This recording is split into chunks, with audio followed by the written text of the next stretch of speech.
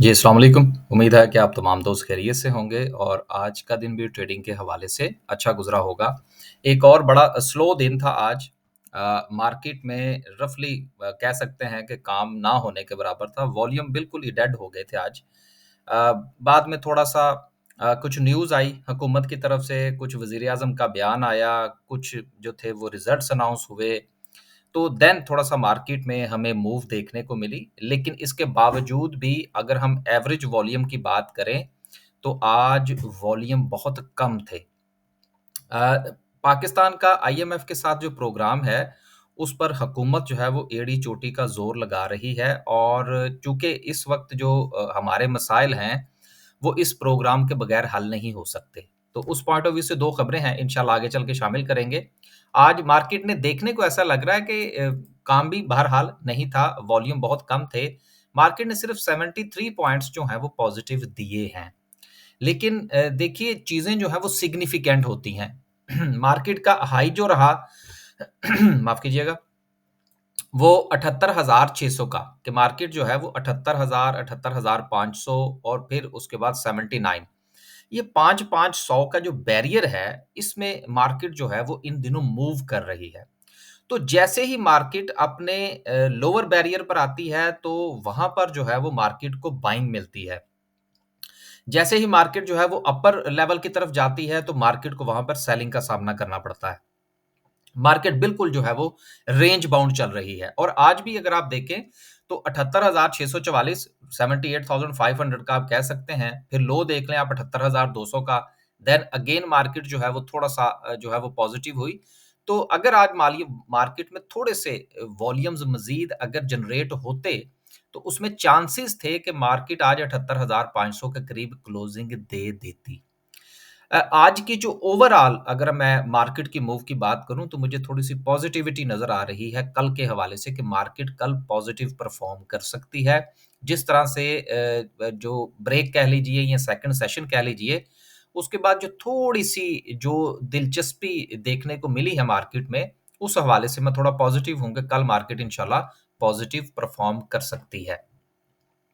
आगे चलते हैं और सर्किट ब्रेकर की बात करें तो आज माशाल्लाह से 13 कंपनियां जो हैं वो वापस अपर कैप हुई हैं। देखिए इसमें आगे चल के कुछ थोड़ा-सा रिजल्ट्स भी हैं, उस पर जो है वो ज़्यादा इम्पोर्टेंट जो है वो बात करनी होगी हमें। अगर हम लोअर कैप की बात करें तो लोअर कैप में को काबिले ज़िक्र कंपनी जो है वो मौजूद नहीं है।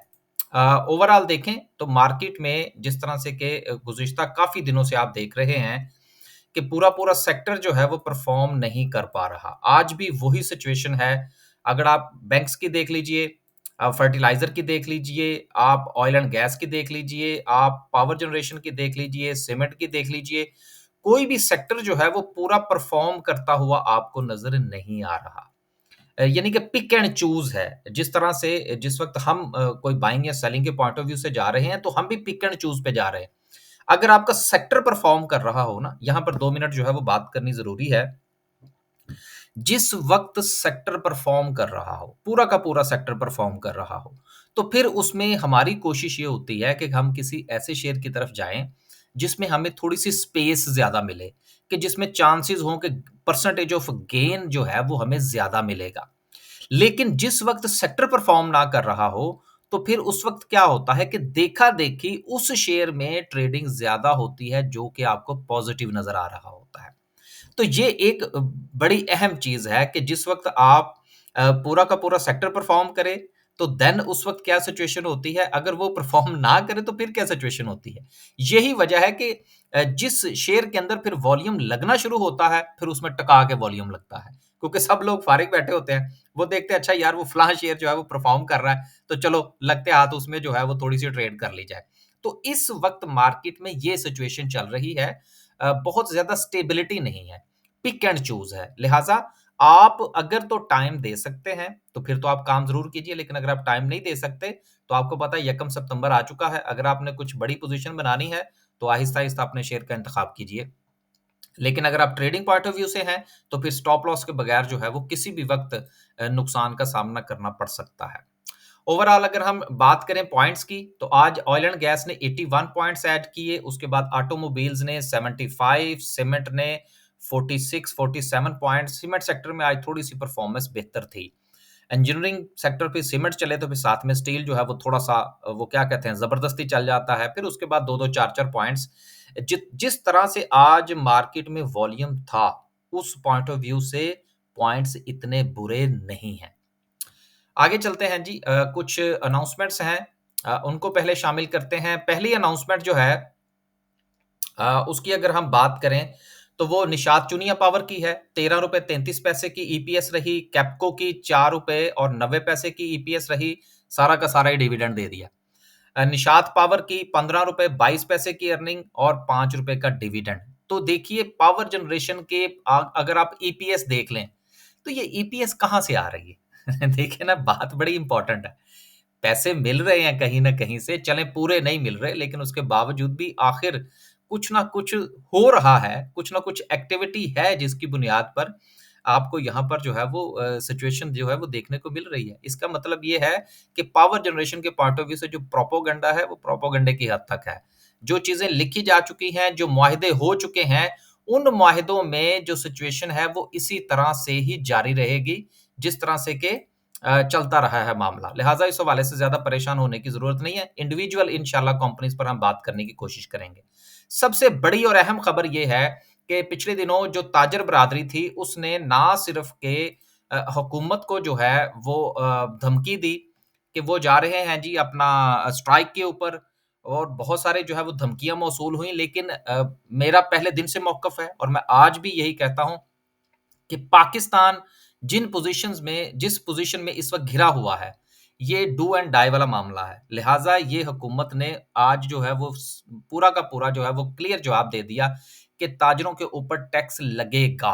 अब टैक्स लगेगा तो फिर रेवेन्यू पूरा होगा, उसके टारगेट्स पूरे होंगे और जो सबसे बड़ी बात है वज़ीर-ए-आज़म साहब की तरफ से जो आज बयान था, वो भी यही था कि आईएमएफ का मुआहदा हमने करना है। अब वो चाहे वो उसकी कोई भी कॉस्ट पे करना पड़े। अब उस पॉइंट ऑफ व्यू से अगर आप देखें और इसको मार्केट की इस वक़्त जो सुस्त रोई है, उसके साथ अगर आप जोड़ें, तो सारी पिक्चर जो है वो क्लियर हो जाती है। फिर सितंबर का महीना जो है वो भी सामने आ जाता है। तो अब ये सारी की सारी पिक्चर और सारे के सारे जो डायरेक्शन है वो इस तरफ जा रही है कि हुकूमत अपने पाँव पर पूरी तरह से मज़बूत है कमज़ोर नज़र नहीं आ रही। लिहाज़ा टैक्स लगेगा, रेवेन्यू बढ़ेगा और आईएमएफ का प्रोग्राम जो है वो भी होगा। अगली खबर जो है वो मिलेट ट्रैक्टर के हवाले से है, जो कि पॉज़िटिव न्यूज़ है कि पिछले दिनों आपने इसके हवाले से खबर मैंने भी शामिल की थी कि इन्होंने अपनी प्रोडक्शन बंद कर दी थी। अब ये 4 सितंबर से अपनी प्रोडक्शन बहाल करने जा रहे हैं। पॉज़िटिव न्यूज़ है, जिनके पास शेयर है वो इंतज़ार फरमाइए। अगली खबर जो है वो ऑयल के हवाले से है कि ऑयल सेल्स जो हैं वो 13.5% जो है वो गिर गई हैं अगस्त के महीने में। देखिए जो हमारी ऑयल सेल्स हैं, इसको अगर आप इस पॉइंट ऑफ व्यू से देखें कि देखें जी मंथ और मंथ की बुनियाद पर जो है वो हमारी सेल्स कम हो रही हैं, तो मसला ये नहीं है कि हमारे यहाँ कंज़म्पशन कम हो गई है। मसला ये है कि हमारी इम्पोर्ट के साथ-साथ हमारी एक तो जो लोकल प्रोडक्शन है वो तो ठीक है अपनी जगह पर कायम है। लेकिन दूसरे नंबर पर जो सबसे अहम डाटा है, जिस डाटे की बुनियाद पर 13.5% का जो फॉल है वो नज़र आ रहा है वो हमारी स्मगलिंग है। अब स्मगलिंग से जो ऑयल आता है और पेट्रोल पंप्स पर बिकता है वो डिजिट्स में शो नहीं होता। अब आप उसमें पूरा का पूरा बलूचिस्तान निकाल दें कि वहाँ पर जितना भी पेट्रोल इस्तेमाल होता है, आपका क्या ख़्याल है कि वो सारा इम्पोर्टेड इस्तेमाल होता है या लोकल डिजिट्स वाला इस्तेमाल होता है? वो तो सारा कैन्स और बड़े-बड़े ड्रमों में भर के आता है, वो इस्तेमाल होता है, फिर वो लाहौर के बहुत बड़े-बड़े जो पेट्रोल पंप्स हैं, वहाँ तक जाता है। तो जब इस तरह की जो हमारी जो सप्लाई चेन है, वो अगर डिस्टर्ब होगी, तो उसमें फिर ये डाटा इसी तरह से आता है। लिहाज़ा ये इस हवाले से परेशान होने की ज़रूरत नहीं है क्योंकि ये मैं यहाँ पर ऐड कर दूँ जो ऑयल की सेल होती है, इसको हम जो है वो लिंक करते हैं अपनी इकोनॉमी के साथ, कि क्या इकोनॉमी का पहिया जो है वो नहीं चल रहा। मिसाल के तौर पर अगर चाइना कहे जी कि मैंने अपनी ऑयल की ज़रूरियात जो है वो थोड़ी-सी कम कर दी हैं या इम्पोर्ट कम कर दी है, तो पूरी दुनिया में मसला बन जाता है और ऑयल की प्राइसेज़ नीचे गिर जाती हैं, क्योंकि वो तरक्की के साथ उसका पहिया जो है वो चलता है, तो फिर मामलात आगे चलते हैं। लिहाज़ा पाकिस्तान के साथ ये मसाइल नहीं है। हमें ईरान का बॉर्डर लगता है, वहाँ से जो है वो मामलात चलते हैं। तो ये इतनी इम्पोर्टेंट खबर नहीं है। आखिर में हमारा आज बड़ी मुश्किल से जो है वो कुछ ट्रेड्स जो हैं वो हमने निकालने की कोशिश की। जिसमें एक जो थी वो पाकिस्तान रिफाइनरी जिसमें अभी जो है वो कंटिन्यू है, इंशाल्लाह देखेंगे क्या करना है इसका। गाल में ट्रेड करने की कोशिश की, कुछ 4-5 रुपए इसमें से निकाले। बाकी हमारी डीजी खान की ट्रेड है, वो भी चल रही है। इसके साथ कुछ 3-4 और ट्रेड्स हैं, कुछ 2 शेयर्स जो हैं वो हमने near the closing of market जो है, वो हमने ऐड किए हैं। तो लेट्स सी, होप है कि इंशाल्लाह कल मामला जो है वो बेहतर हो जाएँगे। अगर आप हमारा बाय सेल ग्रुप जॉइन करना चाहते हैं, तो हमारा नंबर जो है वो आपको मिल जाएगा, लेकिन मैं यहाँ पर भी लिख के देता हूँ 004475 नहीं यार मुझे खुद भूल गया मादरा जी 00447943297502 ये नंबर है। इस नंबर पर आप व्हाट्सएप कीजिए और हमारा जो बाय सेल का ग्रुप है, देखिए हमारे पास इस वक़्त जो है वो 3 ग्रुप्स हैं। 3 ग्रुप्स में से एक ग्रुप जो है हमारा, वो है हमारा डेली बाय सेल का, जिसमें डेली की बाय सेल की कॉल्स दी जाती हैं। इसके साथ जो है वो मामला चलता है हमारे जो शॉर्ट्स होती हैं, ऐसी ट्रेड जो कि अगले 2-4 दिन में जो है वो मुकम्मल हो जाएँगी।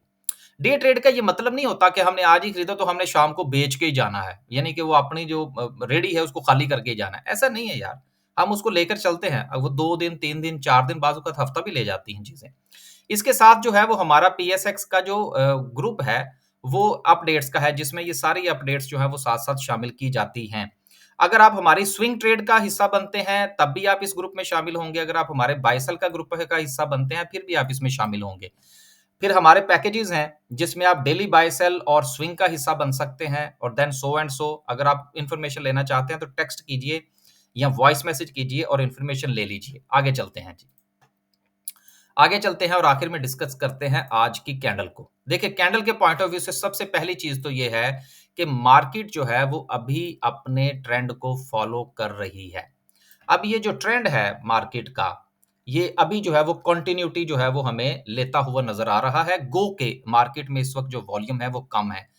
वॉल्यूम ज़रूर कम है, ट्रेड में दुश्वारी है, बड़े मसाइल हैं, लेकिन इस वक़्त मार्केट जहाँ पर खड़ी है, किसी भी वक़्त मार्केट को अगर अच्छी न्यूज़ यहाँ से मिल जाती है, तो मार्केट अपना ये जो हाई है, जहाँ से मार्केट ने अपना जो सफ़र जो था वो शुरू किया था, मार्केट उस तरफ जो है वो वापस जाती हुई आपको नज़र आ सकती है। जैसे ही मार्केट जो है वो अपना 80,000 का लेवल जहाँ से मार्केट ने ये एक बड़ी हमें जो डाउन की जो मूव थी वो दिखाई थी। मार्केट अपना ये अपना जो साइकिल है ये मुकम्मल करेगी, तो यहाँ से मार्केट जो मूव करेगी वो बहुत तेज़ी के साथ करेगी। तो इसलिए आपने जो भी पोज़ीशन लेनी है, एक तो उसको स्टॉप लॉस के साथ लें, उसको ट्रेलिंग स्टॉप लॉस के साथ लें और देन अपना टारगेट जो है वो थोड़ा-सा बना के रखिए क्योंकि इस वक़्त हुकूमत की तरफ से जो निशानदही हो रही है, वो आईएमएफ का प्रोग्राम इस सितंबर में लेने की है। फैसला आपने खुद करना है, पैसा आपका है, यकीनन डिसीज़न भी आप ही का होगा। इजाज़त दीजिए, अल्लाह हाफ़िज़।